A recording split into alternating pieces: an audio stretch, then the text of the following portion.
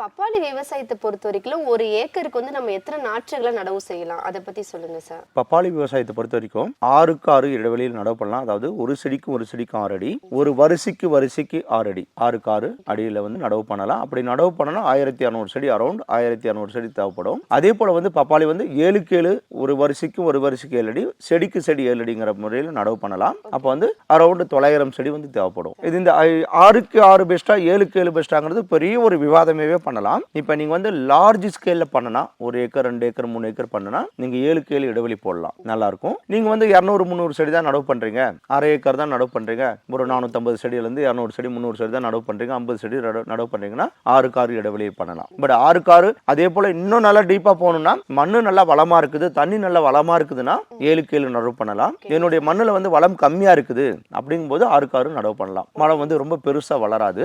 6க்கு 6 மண்ணுல வளம் நல்லா இருந்தா பெருசா வளரும், உயரமா வளரும், பெருசா வளரும். அப்போ கொஞ்சம் டிஸ்டன்ஸ் அதிகரிக்கலாம். அதே போல நிறைய அளவுகளை கொடுக்குறாங்க, 6க்கு 7 கொடுக்குறாங்க, 8க்கு 7 கொடுக்குறாங்க, அப்படி கூட பண்றாங்க. பட் கரெக்டான ஒரு அளவு முறைனா 6க்கு 6 7க்கு 7 நல்ல அளவு முறை. தமிழ்நாடு ஃபுல்லா நம்ம 7க்கு 7லையும் 6க்கு 6லையும் பண்றது நிறைய விவசாயிகளை நான் பார்த்துட்டு வரேன், நல்லா இருக்குது.